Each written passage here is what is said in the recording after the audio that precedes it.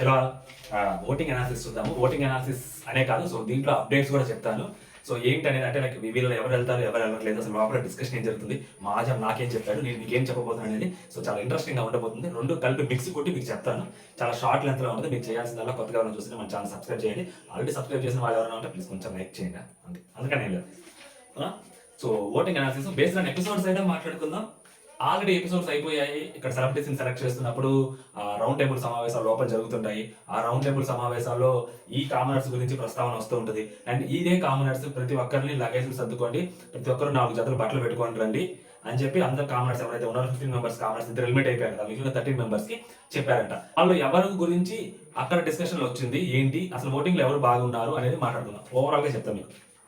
ఓకేనా? ఇంత మంచి అప్డేట్ ఎక్కడ అయిపోయి ఏ ఛానల్లో కూడా దొరకదు మీకు.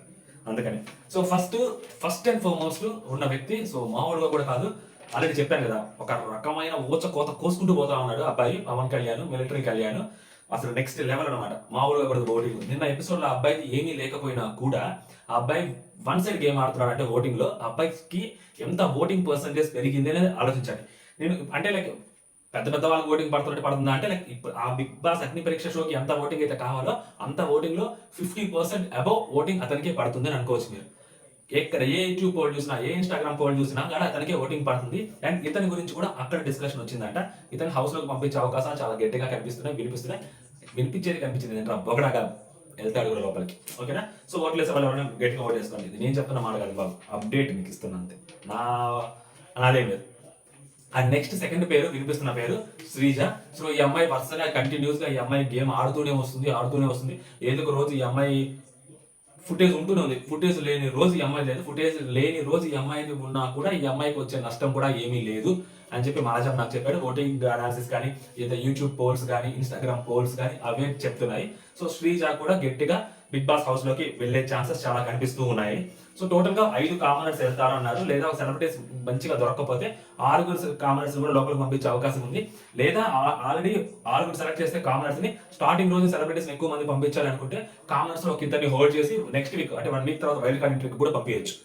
అండ్ నెక్స్ట్ వచ్చేసరికి మాస్క్ మ్యాన్ కి. సో మాస్క్ మ్యాన్ కూడా మంచిగా ఓటింగ్ పడుతుంది. మాస్క్ మ్యాన్ కి అంత కంటెంట్ లేకపోయినా సో నిన్న మాస్క్ మ్యాన్ కి ఓటింగ్, మాస్క్ మ్యాన్ మీద ఒక ఒపీనియన్ ఆల్రెడీ ఏర్పడింది. సో ఏర్పడిన ఆ ఒపీనియన్ మాస్క్ మ్యాన్ చాలా ఫేస్ టు ఫేస్ మాట్లాడతాడు, ఆన్ ఫేస్ మాట్లాడతాడు అన్న ఒపీనియన్ కి మాస్క్ మ్యాన్ నిన్న కొంచెం భిన్నంగా ప్రవర్తించాడు. అంటే లైక్ వాళ్ళ కెప్టెన్ ఎవరైతే ఉన్నాడో, వాళ్ళ లీడర్ ఎవరైతే ఉన్నారో, ఫస్ట్ తన పేరు చెప్పిన తర్వాత సో తర్వాత ప్రియా వచ్చి పైకి లేచి పిచ్ చేసుకున్న తర్వాత సో తన ప్రియాకి ఇవ్వడమే కరెక్ట్ అని చెప్తాను అనుకున్నప్పుడు మాస్క్ మ్యాన్ అసలు ఏం మాట్లాడకుండా సైలెంట్ గా ఉన్నాడు. అది చూసి చాలా మంది షాక్ అయ్యారు. ఆ షాక్ లో చాలా మంది మాస్క్ మ్యాన్ ఓట్లు కూడా గుద్దారు. దీంట్లో మాస్క్ మ్యాన్ గట్టిగా గొడవ చేస్తారు అనుకున్నాము.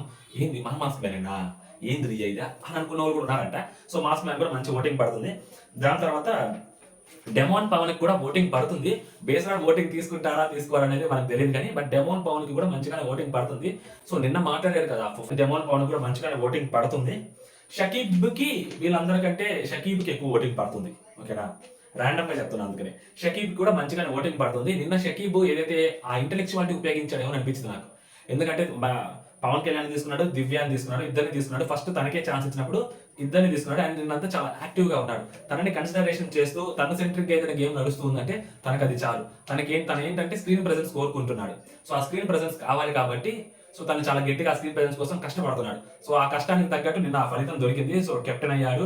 సో మంచిగానే టీమ్ ని షఫుల్ చేస్తూ పంపించాడు. సో తను వచ్చినప్పుడు కూడా తను కూడా కొంచెం యాక్టివ్ గానే పార్టిసిపేట్ చేశాడు. అక్కడ ఒక చోట తెలియని ఆ తెలంగాణ స్లాంగ్ మనోడికి చాలా ప్లస్ అనమాట. మోస్ట్లీ అక్కడ మాట్లాడే వాళ్ళంతా తెలంగాణ స్లాంగ్ మాట్లాడే వాళ్ళే ఉన్నారు. మెజారిటీ మనీష్ అవ్వచ్చు, శ్రీముఖితో సహా అక్కడ ఉన్న జడ్జెస్ తో సహా చాలా మంది తెలంగాణ స్లాంగ్ మాట్లాడుతున్నారు. బట్ కంటెస్టెంట్స్ తెలంగాణ స్లాంగ్ బాగా మాట్లాడుతుంది. సో షకీబ్ మాట్లాడుతున్నాడు, కొంచెం మర్యాద మనీష్ కూడా ఆ తెలంగాణ స్లాంగ్ మర్యాద మనీష్ కూడా వస్తుంది.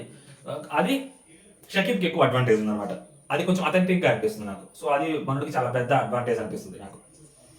నెక్స్ట్ వచ్చేసరికి మనీష్ కి అయితే ఓటింగ్ చాలా తక్కువ పడుతుంది. బట్ మనీష్ ని ఓటింగ్ ని దాటి మనీష్ ని కన్సిడర్ చేస్తారా బిగ్ బాస్ హౌస్ లోకి వెళ్ళడానికి అంటే so there is a chance consider చేయడానికి.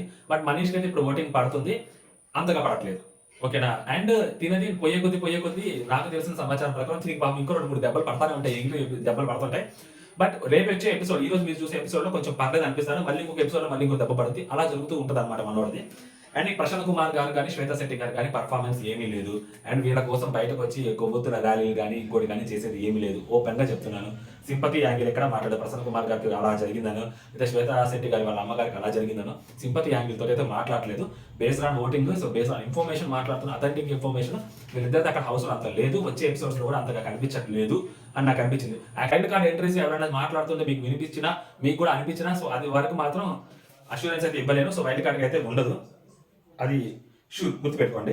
అండ్ నెక్స్ట్ అనుష రతన్ కూడా బాగానే ఓట్లు పడుతున్నాయి. సో అమ్మాయికి బేస్డ్ ఆన్ పిఆర్ ఓటింగ్ అయితే చాలా గట్టిగా ఉంది. ఫ్రెండ్స్ ఉన్నారు కాబట్టి ఓటింగ్ చాలా పడుతుంది, ఎందుకంటే అమ్మాయికి ఉన్నారు కాబట్టి, ప్రీ ఎగ్జిస్టింగ్ ఫ్యాన్ బేస్ ఉంది కాబట్టి. బట్ ఓవరాల్ గా అమ్మాయి కంటెంట్ ఏమీ లేదు, ఇప్పటి వరకు కంటెంట్ ఏమీ లేదు. ఇంకా వచ్చే ఎపిసోడ్స్ లో కూడా కంటెంట్ ఏమీ లేదని చెప్పి మా ఆజామ్ నాకు చెప్పాడు. బట్ ఆ అమ్మాయికి ఓటింగ్ అయితే బాగానే పడుతుంది. ఆ అమ్మాయి వేరే వాళ్ళకి చెప్పుకుందంట నాదేం కంటెంట్ లేదు అని, అది సంగతి.